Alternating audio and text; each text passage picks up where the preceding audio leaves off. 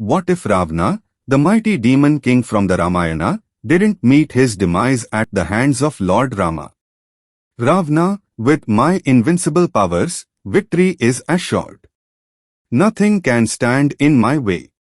In this alternate reality, Ravana's conquest continues unchecked, plunging the world into darkness and chaos.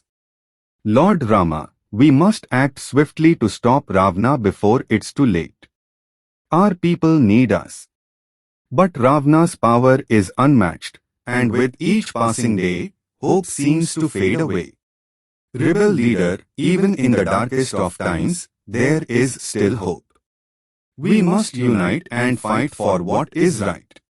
Against all odds, the rebels fight with unwavering courage, knowing that the fate of the world hangs in the balance. Ravana, you dare challenge me. I am invincible. In the end, even the mightiest of tyrants must face the consequences of their actions. And so, the world is saved from darkness thanks to the bravery and sacrifice of those who dared to stand against evil. In the end, good always triumphs over evil, no matter how powerful the darkness may seem. Like, share, and subscribe for more epic tales from mythology.